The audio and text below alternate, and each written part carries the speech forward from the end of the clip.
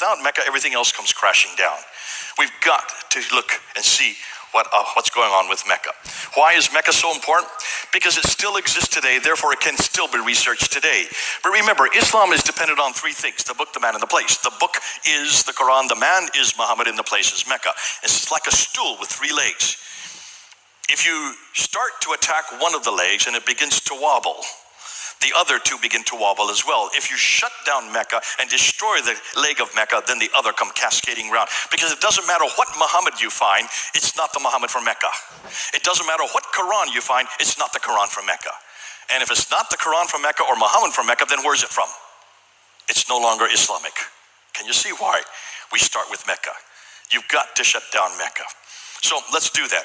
If we eradicate Mecca, then there is no Islamic Muhammad nor an Islamic Quran. So let's begin by looking at what Muslims claim for Mecca, and this is what they claim. They claim that it's the oldest city in the history of mankind. It's where Adam and Eve were sent to. Remember, as I said earlier, that Adam was thrown down to Sri Lanka, Eve was thrown down to Mecca. Whoever threw them down was not a good shot. Don't worry, Adam was big enough, tall enough, he was 90 meters tall, he went boom, boom, boom, boom, boom, and there joined his wife in Mecca. So therefore, it is the earliest inhabitant for mankind, because you can't get anything earlier than Mecca if that's where Adam and Eve are from, because there's no people earlier than Adam and Eve. So therefore, it's the earliest encampment for mankind. Number two, it's where Abraham lived, according to chapter 21 of the Quran, verse 51 to 71. Abraham was there rebuilding the Kaaba, so it must have existed in 1900 BC. It is where all the trade, north, south, east, and went through, according to the Islamic tradition. So it should be one of the best known and best documented places on the face of the earth. Now, when you look at Mecca, conclusion number one, if it did not exist, then neither did Muhammad or the Quran, since it's foundational for both Muhammad and the Quran. Without it, they both fall. It is important for Muslims because they believe that it is the earliest and most important city in the history of mankind, yet references to Mecca in the Quran and traditions do not hold up historically. The fact that it's near Sodom and Gomorrah, no, you know where Sodom and Gomorrah is way up in Israel. That's 1,200 miles further north. That Abraham, Ishmael, and Hagar lived there. If they lived there, then we're going to have to change the Bible, because the Bible has them living in Iraq, then going up to Haran, then coming down to what is today Israel. Can you see why you're going to have to change everything that we see in the Bible if this were the case? I have nobody anywhere that believes that Abraham actually lived in Mecca. If he lived in Mecca, then you've got to show me some evidence for that. More than that, number two, the vegetation and peoples listed there are all 600 miles. If you look at the Quran, it's full of reference to this great place that's full of vegetation. It has trees, it has clay, it has loam, it has grass, it has water. It has olive trees. Folks, anybody that knows anything about vegetation knows that olive trees are only grown around the Mediterranean. That's 1,000 miles further north. You cannot have olive trees that far down. And as you're going to see, Mecca is the worst place for olive trees to grow. Ironically, though it's claimed to be the greatest city in the history, the Quran itself only refers to it once. In chapter 48, verse 24, if it's the oldest city, the greatest city in history, why is it only referred to one time? Obviously, the Quran, which was written in the 8th and 9th century, still didn't know much about Mecca, even that late, signifying that the authors either did not consider it that important or it only came into existence much later on. Look at the geography, 65 geographical names that are listed in the Quran. When you look at that, it says that these people from Thamud, 24 times it refers to the people from Thamud, that this prophet doesn't name his name. Isn't it interesting? Muhammad's only named 4 times in the Quran, yet he's having this relationship with these people from Thamud. 24 times he relates to these people from Thamud. Thamud is Nabatea, folks. That's in Jordan. That's 600 miles to the north. He's having these relationships. 23 times he goes and meets these people from Ud. That is the Uz, the city, the country of Ud, the people of Uz that is in the Bible. That's way up in Jordan. That's 600 miles to the north. 7 times he has this relationship with the people from Midian. You know where Midian is? It's just south of where the people from Ud and the people are the Nabateans. Again, in southern Jordan. These people live 600 miles to the north. If he was having a relationship with them and he lived way down in Mecca, take a look where Mecca is. It's way down here. See Mecca way down here? There's Ud, there's Thamud, there's Midian, way up here. Do you notice it? There's Mecca down here, Ud, Thamud, Midian. There's 600 miles. That means he'd have to go 600 miles up and 600 miles back in one day, 1,200 miles. You can't do that by camel. You can do that by helicopter. Airplane, yes. But they didn't have those in the 7th century, not that I know of. So you can see whoever wrote the Quran did not live that far south. He lived way up there, up in the north. Ooh, you're going to love that. So, geographically speaking, we've got the wrong man. Now, let's continue on. The Quranic Arabic, as well as the supposed prophets, are all situated to the north. When you read the Quran, when you open it up and just read the Arabic, look at the Arabic that's here. You can all read it. I know you can, so just read it with me. And what do you notice? There's the alaf maksura there. There's the tar marbuta there. You know there's a definite article, the al, right? All the way through the Quran. That is the wrong Arabic for Mecca and Medina. The Arabic that is used in Mecca and Medina is Sabaic Arabic, which is from Yemen. They don't have the tar marbuta. There is no alaf maksura. There is no definite article.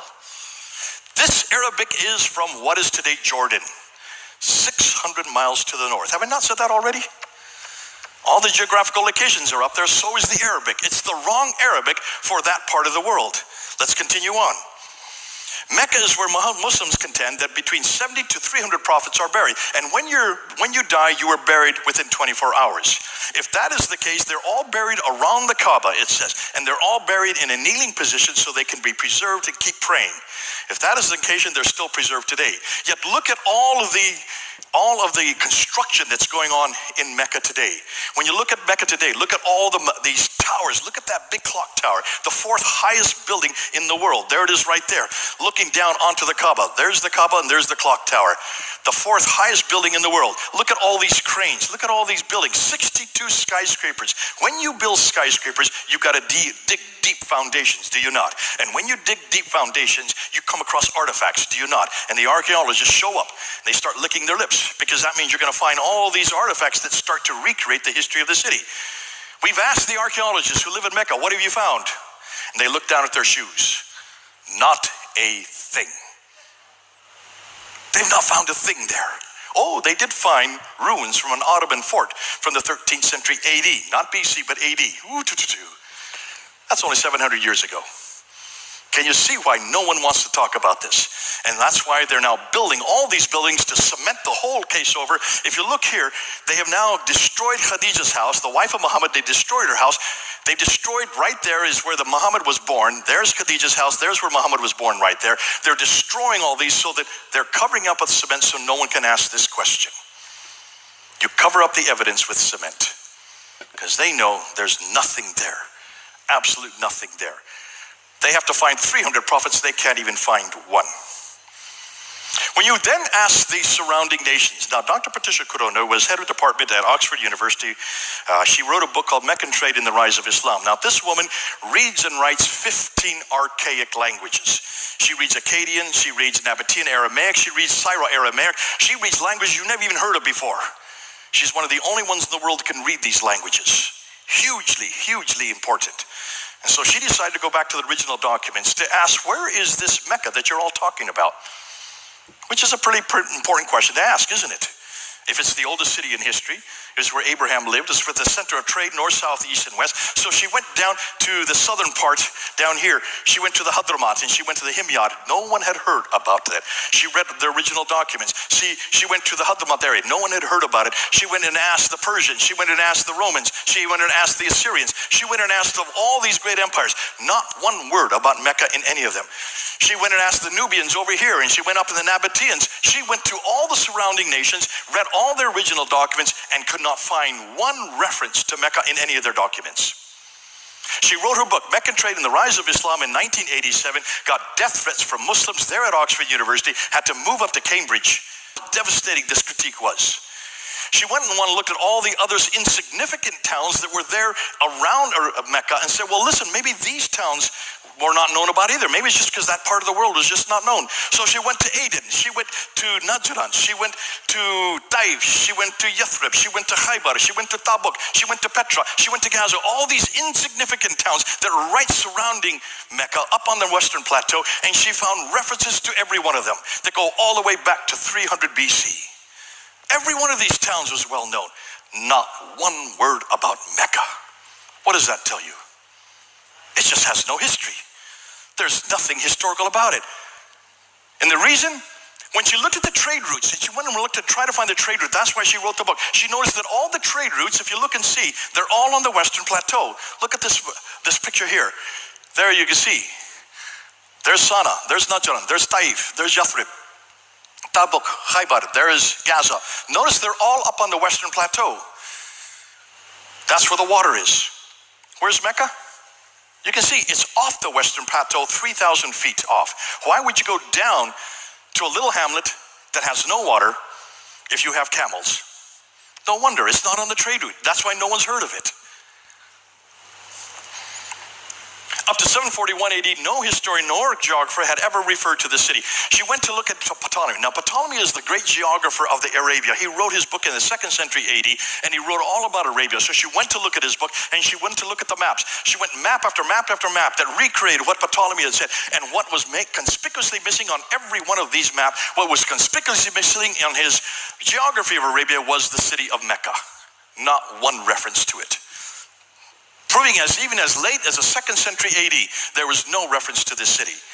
Neither the land trade route along the Arabian Plateau nor the Red Sea trade route along the eastern African coast supports an early Mecca, proving that none of the trade went via Mecca at all, confronting the notion that it was even the center of trade.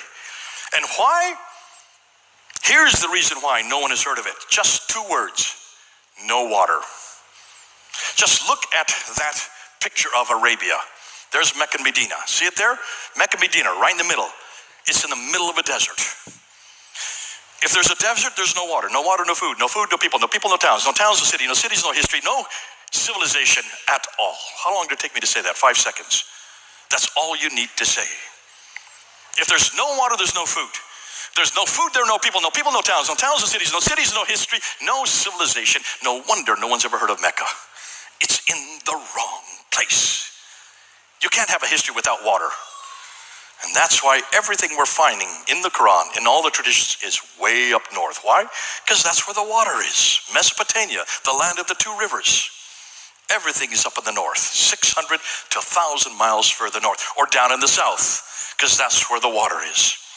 Despite Muslims claim that they had the Zamzam well, and therefore the Zamzam well gave them all the water they need, and it's there today. You can see it right next to the Kaaba, 30 feet away from the Kaaba. The Zamzam well not only outfits all the people in the world, 1.9 billion people can drink Zamzam water. You go to any Muslim bookstore and you can see Zamzam water in liter jars, all from that little well. 4 million people come and do the Hajj every year, and they all drink Zamzam water from a well that's only 30 feet across and 50 feet deep. Where do you think the water comes from, that Zamzam well? Well, just go up on Wikipedia and find out. I did a whole research on this. You can find it out yourself. Wikipedia exposes it to you. See, it does not come from Allah like the Muslims say. They say it all comes from Allah, that Allah keeps the water there.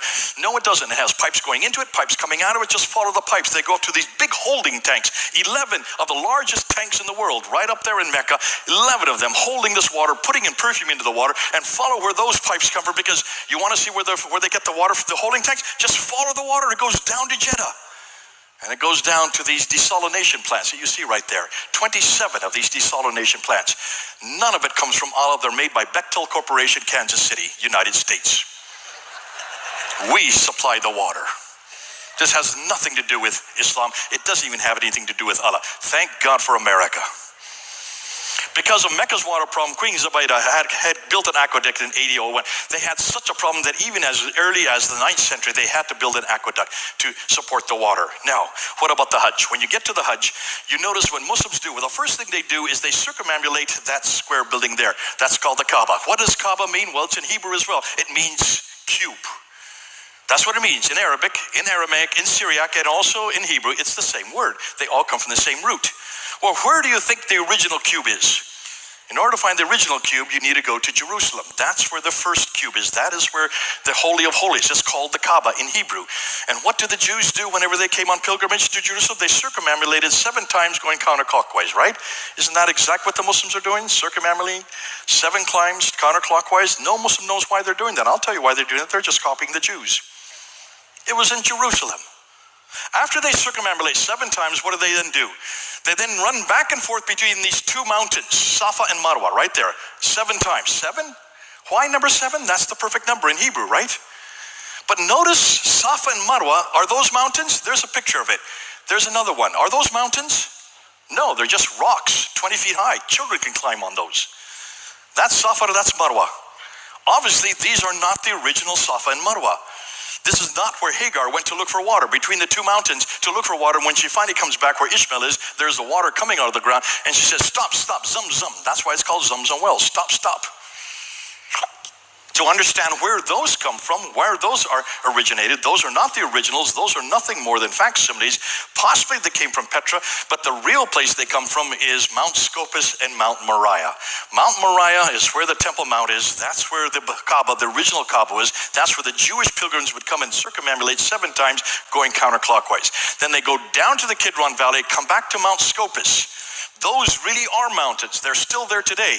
What is the Arabic word for Scopus? Safa. What is the Arabic word for Moriah? Marwa. Marwa and Safa are Mount Moriah and Mount Scopus, Jerusalem. They've just taken what was originally there, brought it down to Mecca, and made nothing more than facsimiles of what was the real mountain. You've got to go to Jerusalem. Everything comes back to Jerusalem.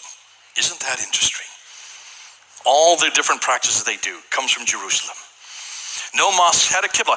When Dan Gibson, he went into 100 mosques in the 7th and 8th century, looking at all the mosques as far away as China, as far away as in Gedala. He went to Turkey, he went down to Syria, he went to Africa, he went to India, trying to find the earliest mosques from the 7th and 8th century. And he knows that all the Qiblas, that means the direction of every mosque, the Qibla wall, where they're all directed to, was towards what he thought was Petra. Not one was towards Mecca. Not one. Not until 715, the 8th century. Nothing was towards Mecca. And then in 715, suddenly the mosques start to face Mecca. That's 100 years too late. By 856, then all of them were facing Mecca. But that's 200 years too late. The antecedents for Mecca pilgrimage makes more sense with Jerusalem than they do for Petra or for Mecca, as they are not only earlier, but they have many more functional uses. Conclusion, certainly someone, somewhere, at some time should have known about this city, yet no one, anywhere, nor at any time has, proving that it never existed at the time of Muhammad, nor during early Islam. If Mecca did not exist, then where did both Muhammad and the Quran come from? That's next.